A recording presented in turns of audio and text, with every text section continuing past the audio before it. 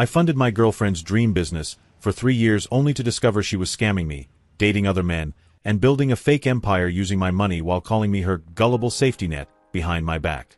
What started as a perfect relationship turned into the most elaborate deception I've ever experienced. I met Amanda 3 years ago at a coffee shop near my office. She was this bubbly 28-year-old freelance graphic designer, always working on her laptop, talking about her big dreams of starting a marketing agency. We hit it off immediately. She was charming, ambitious, and seemed genuinely interested in building something meaningful together. The first year was incredible. Amanda would spend hours telling me about her clients, showing me logos she designed, talking about business strategies. She had this infectious energy about entrepreneurship. I'm a software engineer at a mid-sized company, pretty stable income around $85,000, and I was genuinely excited to support her dreams. That's where things started getting weird, though I didn't see it at the time.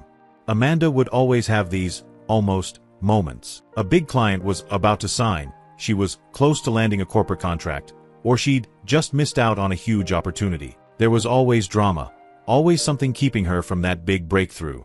About 8 months in, she started having cash flow issues. Her clients were late on payments, or someone backed out last minute. Being the supportive boyfriend, I started covering more of our dates, then groceries when she came over, then eventually I was paying for almost everything. She moved into my apartment after her roommate situation fell through unexpectedly. Looking back, I realize I never actually met any of her clients. Never saw completed work being delivered. Never witnessed any actual business transactions. But she was so convincing, always had explanations, always had screenshots of conversations with potential clients. The red flags started piling up in year 2. Amanda would disappear for hours during the day, claiming she was in client meetings, but never had details when I asked. She'd get defensive, saying I didn't understand the creative process, that business development took time. She started talking about needing better equipment, a professional camera for content marketing, premium software subscriptions, a co-working space membership.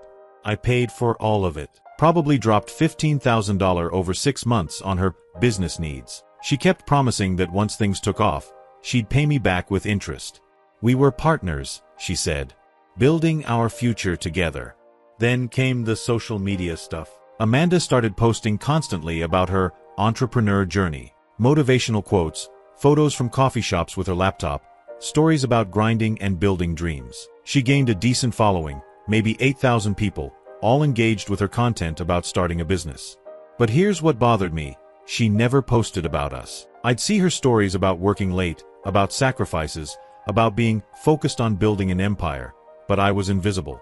When I brought it up, she said she wanted to keep her personal and professional lives separate until the business was established. The breaking point came 3 months ago. I was doing laundry and found a receipt in her jeans pocket. It was from a spa, dated during one of her supposed client meetings. $300 for a full-day package. I confronted her about it. Amanda broke down crying, saying she was stressed and needed self-care to be productive. That she'd used some of the money I'd given her for business equipment, because she was having a panic attack and needed to decompress. She promised it was a one-time thing, that she'd been overwhelmed. I wanted to believe her, but something felt off. That night, while she was sleeping, I did something I'm not proud of. I checked her phone. What I found destroyed me. There were group chats with her friends where she called me her safety net. Messages about how she'd figured out the perfect setup. Free rent, free food, and someone funding her lifestyle brand. She wasn't building a business at all. She was building an online persona while I subsidized everything. But it got worse. There were dating app conversations. Not just casual flirting, actual dates. She'd been seeing other guys for months, telling them she was this successful entrepreneur who owned her own marketing company. She'd take photos in my apartment, at the co-working space I paid for, using the equipment I bought, and present it all as her success story. One conversation particularly destroyed me. A guy asked about her living situation, and she said she owned a downtown apartment, and that her business was so successful she was thinking of expanding to other cities. My apartment. My income supporting her fake lifestyle. I screenshot everything. Then I kept digging. Her Instagram business profile claimed she'd worked with major brands, but when I reverse searched the portfolio images, they were stolen from other designers. Her client testimonials were fake reviews she'd written herself. The business meetings were spa days, shopping trips, or dates with other men. The most crushing part was finding a voice message she'd sent to her sister. "Ryan is so gullible. He actually thinks I'm building something real. I just post some motivational quotes and he hands over his credit card. I'm basically getting paid to live my best life while he works his boring job. I'll milk this for another year, then find someone with more money." I sat in my car for 2 hours that night, just processing everything. 3 years of my life. 3 years of supporting someone who saw me as a walking ATM. 3 years of being proud of her ambition while she laughed about my stupidity behind my back. I decided to document everything before confronting her. I printed the dating app conversations, the fake business claims, the messages about using me. I calculated that I'd given her approximately $47,000 over the past 2 years between rent, food, business expenses, and direct cash transfers. The next morning, I waited until she left for another client meeting. I packed all her stuff into boxes and changed the locks. Then I created a detailed Google Doc with screenshots, receipts, and a timeline of her deception. I titled it, "The Truth About Amanda Martinez's Business Empire." When she came home, I was waiting in the hallway with the boxes. She tried to play innocent at first, asking what was happening. I handed her printed copies of everything I'd found and told her she had exactly 1 hour to explain herself before I posted the Google Doc publicly and sent it to everyone she'd been dating. Amanda's reaction was telling. She didn't deny anything. Instead, she got angry that I'd violated her privacy by checking her phone. She accused me of being controlling and said that successful women always face backlash from insecure men. She actually tried to spin it as feminist empowerment, saying she was securing her financial future and that I should be proud to support a strong woman. When I mentioned the other guys she'd been dating, she claimed they were networking opportunities and that I was too unsophisticated to understand modern business relationships.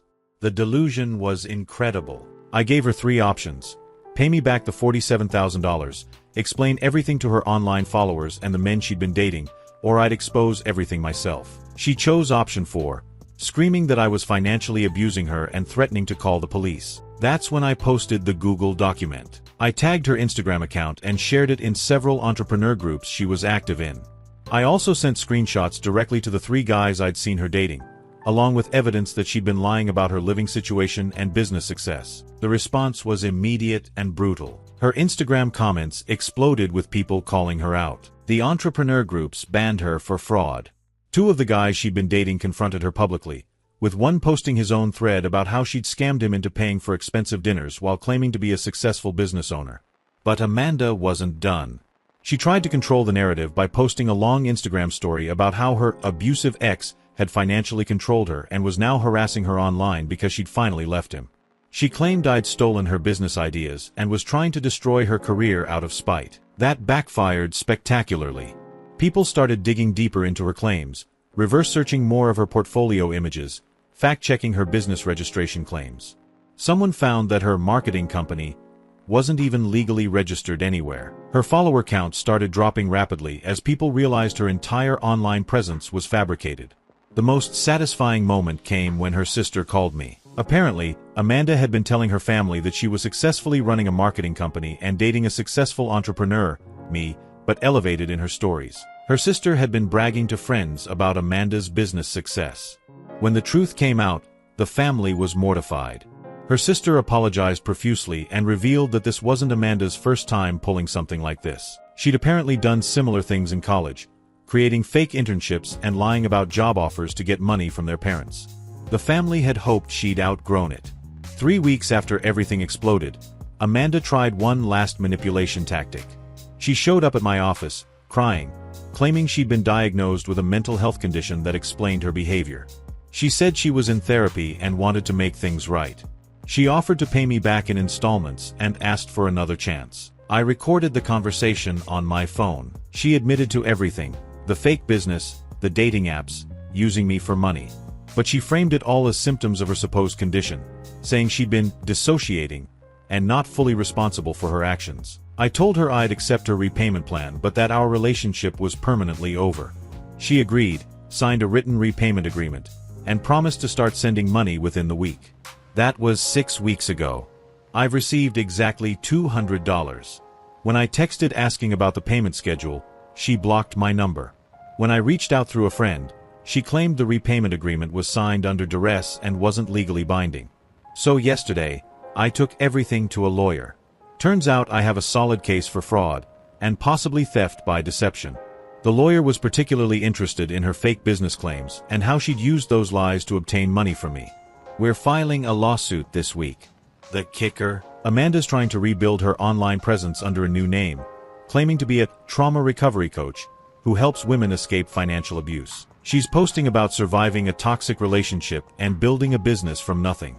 The irony is absolutely incredible. I've learned so much from this experience. The signs were all there. The vague business details, the constant, almost, successes, the defensive reactions when I asked specific questions. I ignored them because I wanted to be supportive, because I believed in her, because I thought love meant giving someone the benefit of the doubt. But real entrepreneurs have actual clients, actual work products, actual business processes. They don't need their boyfriend to fund their entire existence while they build a fake online empire. They don't lie about their living situation to impress other men they're secretly dating. Amanda saw my kindness as weakness, my trust as stupidity. She built an entire false identity using my money and emotional support, then painted me as the villain when I discovered the truth. To anyone reading this who recognizes similar patterns in their relationship, trust your instincts. Ask for specifics. Meet their clients, see their work, verify their claims. And remember that someone who truly loves you won't build their success story by erasing you from it. The court date is next month. I'll update you all on how it goes. Her new trauma recovery coaching business has 3 followers, and 2 of them are fake accounts she created. Some empires just aren't built to last. Update from court. We settled out of court. Amanda agreed to pay back $35,000 over 3 years. The judge wasn't impressed with her trauma defense when we presented evidence that she'd been planning the deception for months. She's currently working at a department store and living with her parents. Her Instagram recovery coaching account was deleted last week. Sometimes reality really is the best teacher.